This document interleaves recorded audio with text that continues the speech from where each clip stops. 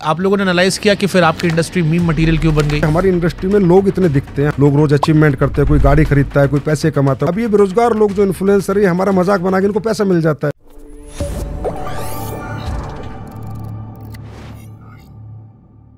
आप लोगों ने एनालाइज किया कि फिर आपकी इंडस्ट्री मीम मटेरियल क्यों बन गई? क्योंकि आज आपकी इंडस्ट्री पर जितने मीम बनते हैं, मुझे नहीं लगता कि इस देश में कोई और इंडस्ट्री है, कोई और ऐसा बिजनेस धंधा है जिसका इतना मजाक उड़ाता है। और आपकी इंडस्ट्री के लगभग हर व्यक्ति का जो सफल है या जिसकी वीडियोज आते हैं वो मजाक के दृष्टिकोण से ही वायरल होते हैं। सर आप ये बताइए, आज इन्फ्लुएंसर्स जो हैं वो मजाक किसका नहीं उड़ाते? आनंद अंबानी की शादी का भी लोगों ने मजाक उड़ाया, उसके भी खूब मीम बनाए। और आपको बताता हूँ, आप ही की दुनिया के एक बहुत बड़े इन्फ्लुएंसर जो अपना पॉडकास्ट चैनल चलाते हैं, एक मजाक शो में जाते हैं और वो माँ बाप के संबंध का भी मजाक उड़ा देते हैं। तो मजाक उड़ाना सर हमारी इंडस्ट्री का नहीं, क्योंकि हमारी इंडस्ट्री में लोग इतने दिखते हैं, हम लोग सोशल मीडिया पे इतने होते हैं, लोग रोज अचीवमेंट करते हैं, कोई गाड़ी खरीदता है, कोई पैसे कमाता है, कोई घर बनाता है, तो वो वीडियो डालता है। अब ये बेरोजगार लोग जो इन्फ्लुएंसर है, हमारा मजाक बना के इनको पैसा मिल जाता है। तो हम कहते हैं मजाक बनाते रहेंगे, हम जिंदगी बनाते रहेंगे। सर ये बनाते रहें आगे भी मजाक, हम जिंदगी बनाएंगे, मजाक बनाए। ठीक है, ये आपने अपनी इंडस्ट्री के लोगों को मोटिवेट करने के लिए अच्छी लाइन बोली। बट फिर मैं एक कॉमन आदमी का सवाल पूछता हूँ, एक आम इंसान जो आपको देख रहा है, गरीब आदमी जो आपकी इंडस्ट्री से नहीं जुड़ा है, उससे मैं ईमानदारी से आपसे पूछना चाह रहा हूँ कि ये जो आपकी इंडस्ट्री है, इसमें कितनी % हवाबाजी है, कितनी % सच्चाई है?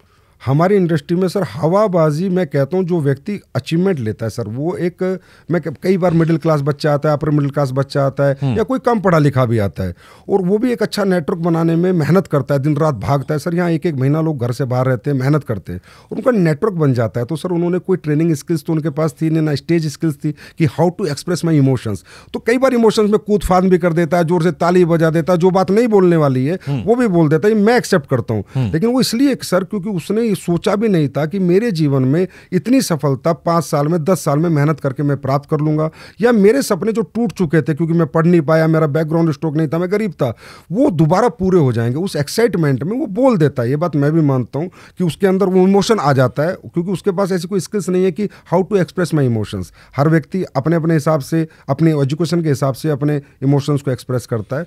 लेकिन यहाँ पर झूठ कुछ भी नहीं है सर। यहाँ पर एक आप ला देना सर, एक चेक ला दे किसी का झूठा कि भाई इसने ये बोला इसके पास ये गाड़ी नहीं है, आप ही चलाइएगा चैनल में, मैं बोलता हूँ कि इसने ये बोला इसके पास नहीं है। जो वो बोल रहा है उसके पास है, लेकिन उसका बोलने का तरीका थोड़ा गलत है, थोड़ा हवाबाजी कर दी क्योंकि उसने सोचा नहीं था कि मैं ये बन गया। ये बात मैं मानता हूँ, इसके लिए हमने भी गाइडलाइंस बनाई है। अब हम हर कंपनी को ठीक है, हमारे भी बहुत सारे इन्फ्लुएंसर्स हैं जो किराया गाड़ी लेके हवाबाजी कर लेते हैं माहौल दिखाने के लिए, ऐसे लोग हमने देखे हैं, जाने हैं। लेकिन मेरा कंसर्न आम लोगों को लेकर, और इसलिए मैं आम लोगों के सवाल पूछ रहा हूँ। डायरेक्ट सेलिंग में नए लोगों को भर्ती करने पर इतना जोर क्यों होता है? आप कह रहे हो पिरामिड मॉडल नहीं है, फिर भी नए लोग भर्ती होती है, और नए लोगों में सक्सेस रेट कितना है आपका? सर हमारे यहाँ पर देखिए, कोई भी कंपनी अगर बड़ी बनी या दुनिया में, मान लें अंबानी आज बहुत बड़ा एम्पायर चला रहा है, तो वो भी तो 1 लाख 2 लाख लोगों को एम्प्लॉयमेंट दे रखा है। क्योंकि सर सक्सेस क्या है, जितने वर्किंग हैंड ज़्यादा होंगे आपका काम करेंगे, और जितना टाइम मल्टीप्लाई होगा आपके बिजनेस में, लोग अपना अपना समय देंगे, जितना टैलेंट मल्टीप्लाई होगा, डेट इज कॉल्ड सक्सेस। तो टैलेंट मल्टीप्लाई करने के लिए, समय मल्टीप्लाई करने के लिए और वर्किंग हैंड्स मल्टीप्लाई करने के लिए हमारी इंडस्ट्री में लोग कोशिश करते हैं कि लोग हमारे उत्पाद खरीदें, उन्हें पसंद करें, और सर बेचें ना, शेयर करें। अगर उत्पाद अच्छा लगे तो उसको शेयर करें। हमारी इंडस्ट्री को सेलिंग स्किल्स नहीं, सेलिंग इंडस्ट्री नहीं कहा जाता, शेयरिंग इंडस्ट्री कहा जाता है। अब इसी काम के लिए अंबानी अरबों खरबों की तनख्वाह बांटता है या बड़ा कोई इंडस्ट्रियलिस्ट बांटता है। हमारी इंडस्ट्री में वो पैसा जो मीडिएटर्स का पैसा था, जो होलसेलर का पैसा था, स्टॉकिस्ट का पैसा था, रिटेलर का पैसा था, वो पैसा हम इन लोगों को दे देते उसी कंपनसेशन प्लान के अंदर, कि भाई वो पैसा जो हम दुनिया को दे रहे थे, एडवर्टाइजमेंट का दे रहे थे, वो हम आपको दे देते हैं। तो प्रैक्टिकल मॉडल ये है, नए लोगों को भर्ती करना हमारा मॉडल नहीं है। बट डायरेक्ट सेलिंग हुआ या MLM हुआ, इसमें प्रोडक्ट के बारे में हमने जितने वीडियोस देखे बड़ी कम बातें होती हैं। ज़्यादा बातें जो होती हैं वो मोटिवेशन की आती हैं, या मार्केटिंग पार्ट जो है वो बड़ा ज़्यादा होता है। प्रोडक्ट इसमें कहाँ रह जाता है? सर हमारी इंडस्ट्री का बेस ही प्राइमरी प्रोडक्ट है। अगर हम लोगों का प्रोडक्ट में दम नहीं होगा ना, हमें कोई एक्सेप्ट नहीं करेगा। सर मैं रीज़न बताता हूँ। आज आप किसी भी दुकान से, रिटेलर से कोई प्रोडक्ट लो और आपको अच्छा ना लगे, आप क्या करोगे? कंज्यूमर में जाकर उसकी कंप्लेन कर दोगे। एक आदमी ने कंप्लेन करी, एक आदमी ने प्रोडक्ट खरीदना बंद कर दिया, तो क्या फ़र्क पड़ेगा? आपको कोई फ़र्क नहीं पड़ेगा, कंपनी को कोई फ़र्क नहीं पड़ेगा। लेकिन हमारे यहाँ इतना क्वालिटी कंट्रोल हमें रखना पड़ता है कि अगर एक प्रोडक्ट भी हमने अच्छा नहीं बनाया, उसमें जो हमने कमिटमेंट किया वो नहीं दिया, वो क्वालिटी नहीं दी, एक प्रोडक्ट खराब देने से एक बंदा बात करता है तो 10 लाख लोग उसके खिलाफ बात करते हैं। तो हम तो सबसे ज़्यादा क्वालिटी कंसर्न लोग हैं सर। हमारे प्रोडक्ट आप भी यूज़ करके देखना। और मैं आपको एक बात और बताता हूँ, हमारे प्रोडक्ट ज़्यादातर पूरे अपर क्लास के लोग यूज़ करते हैं, हाई क्लास के लोग यूज़ करते हैं। ऐसी बहुत बड़ी बड़ी कंपनियां जैसे एम्बे के प्रोडक्ट आप देखोगे तो हर बड़े घर में मिलेंगे, उनका न्यूट्रलाइट आपको हर घर में मिलेगा, हर्बल लाइफ के प्रोडक्ट आपको हर बड़े घर में मिलेंगे, हमारे आयुर्वेदिक प्रोडक्ट आपको हर घर में मिलेंगे। ये अच्छे प्रोडक्ट बनाती हैं ये कंपनियां, तभी चल पाएंगी सर, क्योंकि हमारा तो रिश्तेदार के पास जाना है, दोस्त के पास जाना है, उसको प्रोडक्ट देना है। अगर अच्छा प्रोडक्ट नहीं दिया तो कल डंडा लेके भागेगा, भाई मेरे को पागल बना दिया, तो हमारे साथ काम कौन करेगा सर? हम तो 100% लोग हमें छोड़ के चले जाएंगे। फिर लेकिन मैं पूछ रहा हूं कि ये आम लोगों के लिए टिकाऊ मॉडल है? 100% सर टिकाऊ मॉडल है। आज इसके अंदर एजुकेटेड लोग आ रहे हैं सर, पढ़े लिखे बच्चे, बीटेक एमटेक करे हुए बच्चे जो 25-30 हज़ार वो तो इसलिए आ रहे हैं कि बीटेक एमटेक वाले सब बेरोजगार घूम रहे हैं इस देश में, उनको नौकरी नहीं मिलती कहीं तो ये अच्छी बात है ना सर, हम रोजगार दे रहे हैं। आप ये बात तो आज आप भी मान गए ना, वो बेरोजगार घूम रहे हैं और हम रोजगार दे रहे हैं। ये तो मैं कह रहा हूँ, ये इंडस्ट्री भारत के अंदर। आप इंस्टेंट ऑफर दिखा रहे हैं कि एक इंस्टेंट सपना कि आप आइए यहाँ हमारे साथ काम कीजिए, देखिए फलाना आदमी करोड़पति बन गया, तब आप भी बन जाएंगे। नहीं देखो सर, एक व्यक्ति को एक व्यक्ति से रिलेट करना पड़ता है। आज शाहरुख खान को देख के पूरी बहुत लोगों ने मेहनत करी और शाहरुख खान तो नहीं बन पाए, पर उस कहीं ना कहीं आसपास पहुंचे, और सब नहीं बन पाए पर कुछ तो बने। दुनिया में आइडल तो सर किसी ना किसी को बनाना पड़ता है कि इस मॉडल में काम करके ये व्यक्ति बड़ा बना।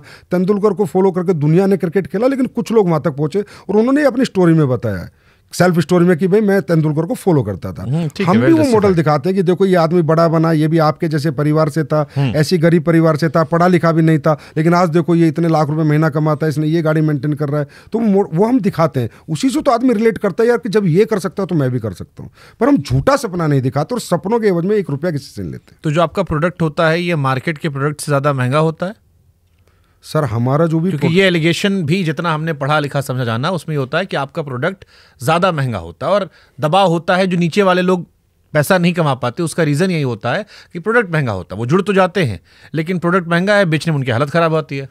देखिए सर, हमारे यहाँ 2 तरह के प्रोडक्ट होते हैं। एक तो रेगुलर प्रोडक्ट होते हैं, तो आप किसी भी कंपनी का रेगुलर प्रोडक्ट, जैसे साबुन हो गया, टूथब्रश हो गया, या कोई मसाले हो गए, आप किसी भी कंपनी का प्रोडक्ट लीजिए। आप पक्का रिसर्च करना हमारे पॉडकास्ट के बाद, आप देखेंगे सब सिमिलर प्राइस के हैं। जो ट्रेडिशनल मार्केट में प्राइस है उससे सस्ता ही मिलेगा, महंगा नहीं।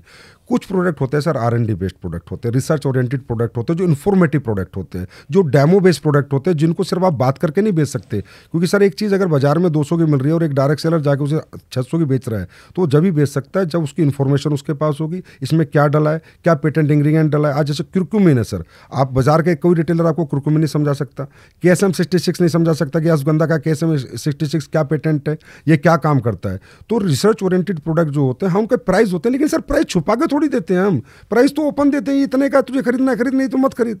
प्राइस हम छुपाते थोड़ी है कि पहले खरीद ले बाद में पैसे लेते हैं। बट जैसे जो नीचे वाला आदमी, यही जो फेलर का आरोप लगता है उसी बात को लेकर लगता है कि जो नीचे वाला आदमी है जो जुड़ गया वो बेच ही नहीं पा रहा, फिर सर इसलिए वो फेल हो गया। नीचे ऊपर पे जोर ना दे, यहाँ नीचे ऊपर का बिजनेस ही नहीं है। मैं फिर कह रहा हूँ आपको, जो मैं नए आदमी की बात कर रहा हूँ। जो नया आदमी आया जिसको आपने कहा कि ये धंधा, ये सामान बेचाओ, अब वो नहीं बेच पा रहा क्योंकि उसे लग रहा है ये महंगा हो गया है और उसे समस्याएं आ रही हैं बेचने में। उसे उसलिए आती हैं सर क्योंकि अगर वो प्रोडक्ट की नॉलेज नहीं लेगा कि ये क्यों महंगा है, भाई अगर ये पेस्ट है तो महंगा क्यों है, ये प्रोडक्ट है, ये प्रोटीन है तो महंगा क्यों, आखिर इसमें क्या डला है। सर आप समझते हैं कि प्रोटीन 40% भी डलता है प्रोटीन के डिब्बे में, 80% भी डलता है। 80% प्रोटीन वाला डिब्बा महंगा होगा, 40% वाला कम होगा। अश्वगंधा का एक एक्सट्रैक्ट भी आता है और उसमें से KSM 66 निकल के आता है। तो आप नॉर्मल अश्वगंधा लेंगे वो सस्ती होगी, KSM वाली लेंगे तो महंगी होगी। हल्दी आप नॉर्मल लेंगे तो सस्ती होगी, जिसमें कुरकुमिन का परसेंटेज 2% है, और एक हल्दी है जिसमें परसेंट 18% है तो महंगी होगी। वो उसे बताना पड़ेगा। देखिए सर, यहाँ पर इसलिए मैं कह रहा था आपको कि प्रोडक्ट की इंफॉर्मेशन देनी पड़ती है, प्रोडक्ट नॉलेज लेनी पड़ती है, प्रोडक्ट डेमो करने पड़ते हैं, तब एक आम कंज्यूमर समझता है हाँ यार ये चीज महंगी इसलिए है क्योंकि इसमें ये डला हुआ है। तो जो बड़ी बड़ी कंपनियां, चाहे वो आयुर्वेद की कंपनियां हो या नॉर्मल जो हम सामान खरीदते हैं, साबुन, तेल, शैम्पू, वो हमारे बाप दादा भी यूज कर रहे थे। उन कंपनियों पर हमको एक भरोसा है, हमें लगता है कि उनके टीवी पर ऐड आते हैं, सरकार जो है रेगुलेट करती है, FCCI उनको देखती है। हम उनकी जगह आप पर क्यों जाते हैं लोग? फिर सरकार ने सर हमें भी रेगुलेट किया गया है, FSSAI है हमको भी देखती है। अगर आयुर्वेदिक प्रोडक्ट की बात करो तो बिना आयुष लाइसेंस के कोई कंपनी आयुर्वेदिक का कोई फॉर्मूला नहीं बना सकती। वो हमारी कंपनियां भी सारी आयुर्वेद के लाइसेंस का उससे गवर्नमेंट से ऑथराइज होके वो फॉर्मूला बनाती है और आयुर्वेद डिपार्टमेंट से परमिशन लेके आयुष से उसके बाद ही बनाती है। अब मैं आपको बताता हूँ सर कि ये जो इंडस्ट्री आई थी ना, जब आई थी 1883 की बात मैं कर रहा हूँ, 1883 की बात, तो ये स्किन प्रोडक्ट को लेके आई थी कि स्किन के बेस्ट प्रोडक्ट बनाने थे इनको और वो लोगों तक पहुँचाने थे। 1883 में आके पहला जो रेगुलेशन आया 1972 में आया अमेरिका के अंदर। फिर एक कंपनी आती है एमवे कंपनी, न्यूट्रास्यूटिकल को सर इंट्रोड्यूस करने वाली कंपनी पूरे वर्ल्ड में। जब लोग जानते नहीं थे कि न्यूट्रास्यूटिकल बॉडी में क्यों ज़रूरी है, क्या विटामिन की डेफिशिएंसी होती है, क्या मिनरल की डेफिशिएंसी होती है, लोग नहीं जानते थे ना, ये इंट्रोड्यूस किया एमवे ने। तो वो प्रोडक्ट सर कॉस्टली बने थे, रिसर्च ओरिएंटेड बने थे। हमेशा बेस्ट प्रोडक्ट अगर आपको बेचना है तो आप ट्रेडिशनल मार्केट में सर इसलिए नहीं बेच सकते। एक छोटे से एग्जांपल से आपको बताता हूं। अगर आज कोई ए कंपनी एक एलोवेरा 100 रुपये का बेच रही है, तो बी कंपनी को भी मेडिकल स्टोर पे 100 ही रुपये का एलोवेरा बनाना पड़ेगा। 300 का बनाने की कोई हिम्मत नहीं करेगा। क्यों? रिटेलर रखता ही नहीं है कि भाई वो 100 का दे रही है, मैं तेरा 300 का क्यों रखूँ। तो प्राइस की जो वार है, प्राइस कॉम्पिटिटिव वार है, वो ट्रेडिशनल में हमारे यहाँ नहीं। हम कुछ भी बना सकते हैं सर। आप बोलो कि सर 1 लाख का च्यवनप्राश बना दो, मैं 1 लाख का च्यवनप्राश बना के आपको दे सकता हूँ। और क्यों बनाए, इसमें कितनी स्वर्ण भस्म डली है वो भी आपको बताऊंगा। पर वो 1 लाख में प्रूव कर दूंगा कि सर 1 लाख का च्यवनप्राश है। लेकिन वो 1 लाख का च्यवनप्राश दुकान पे मैं किसी भी दुकान पे रख के नहीं बेच सकता। Nobody can accept. बोला यार 200 के च्यवनप्राश है, मैं तुम्हारा 1 लाख का क्यों रखूंगा।